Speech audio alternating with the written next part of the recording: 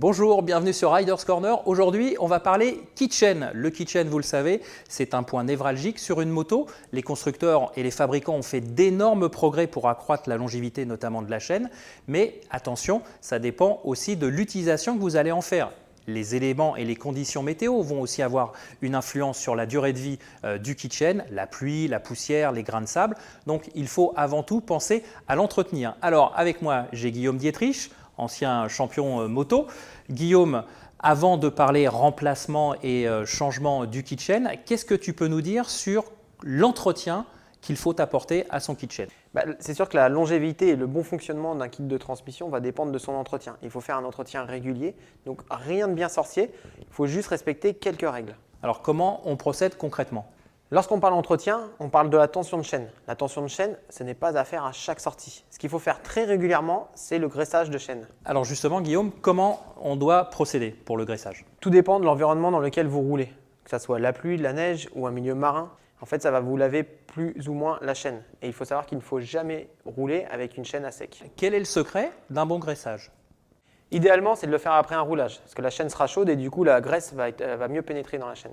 Et j'imagine qu'il faut aussi que la chaîne soit propre. Évidemment, si on graisse directement sur une chaîne sale, tout ce qui peut être gravier va être absorbé et ce n'est pas bon. Donc pour ne pas user la chaîne et tout son système, il vaut mieux nettoyer bien avant la chaîne. Alors Guillaume, pour ces opérations, il y a aussi les produits dédiés à chaque tâche, en commençant par le dégraissant. Effectivement, en fait, le dégraissant va permettre de bien nettoyer la chaîne pour pas qu'au moment où on pulvérise avec la graisse, il y ait des graviers ou autre chose qui abîment tout ce système de transmission. Donc pour ça, on va mettre du dégraissant, mais on va aussi utiliser par exemple une brosse comme ça pour pouvoir bien nettoyer la chaîne à l'intérieur et sur les côtés. Une fois que la chaîne est nettoyée, séchée, il faut évidemment la graisser, mais pas n'importe comment. Oui, évidemment. En fait, il faut pulvériser à l'intérieur de la chaîne, pas à l'extérieur. Il faut pulvériser à l'intérieur de la chaîne pour que ça se prenne bien dans tout le système. Donc là, Guillaume, là on est vraiment dans le côté entretien pur et simple du kit, mais il faut aussi savoir qu'il faut avoir la bonne tension de chaîne. Comment on fait une bonne tension de chaîne? Oui, très important la tension de chaîne parce que si une chaîne est trop tendue, ça va vous abîmer votre transmission et si elle est trop détendue, ça va abîmer aussi le kit chaîne. Pour ça, pour tendre une chaîne ou pour vérifier, il faut desserrer la roue arrière. Pas complètement, la desserrer un petit peu. Si la chaîne est tendue par exemple, on va la retendre un petit peu avec les repères qu'il y a sur le côté. Donc attention de bien aligner sa roue, qu'elle soit bien droite. Pour ça, il faut que les deux repères de chaque côté soient au même endroit. Alors où est-ce qu'on trouve ces informations de tension de chaîne? Généralement, elles sont sur le bras oscillant. Le constructeur, en tout cas, le marque d'origine dessus. Si c'est absent, vous pouvez toujours vous renseigner auprès de votre vendeur, en tout cas, pour avoir vraiment la bonne tension de chaîne.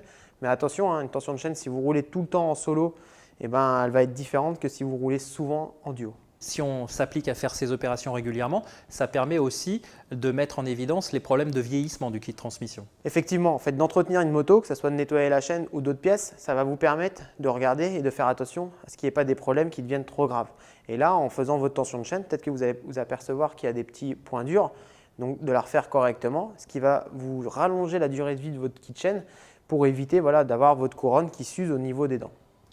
On en arrive au cas de figure où là, il faut changer le kit chaîne parce qu'il a fait son temps, même en fonction de votre entretien régulier. Comment fait-on pour choisir un kit chaîne en relation avec sa moto?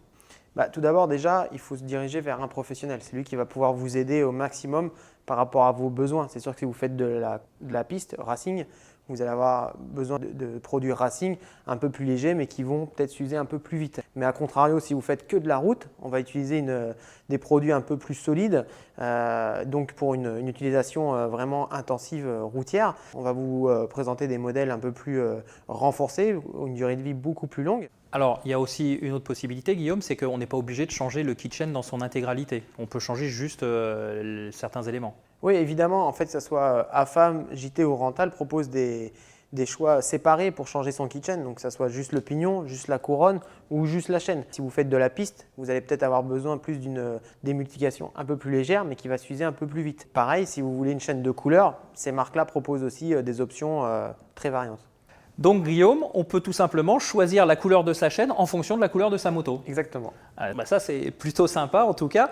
Et sachez également que quand vous allez changer votre chaîne, dans les premiers 500 km, elle va avoir tendance à se détendre. C'est un phénomène tout à fait normal. Il faut qu'elle se mette en place. Donc, une fois que vous l'aurez retendue, eh bien après, on sera rentré dans une utilisation plus classique. Et en ce qui concerne son entretien, eh bien, si vous n'êtes pas tout à fait vraiment très appliqué à respecter un cahier des charges, eh bien, sachez qu'il existe un système de graissage automatique. Ça s'appelle le Scott Oiler qui vous permettra eh bien, d'allonger la longévité de votre chaîne. Voilà, vous savez tout sur l'entretien et le changement des kits chaînes et des kits transmission. Guillaume, merci pour tes explications. Merci. Et je vous donne rendez-vous à très bientôt sur Riders Corner.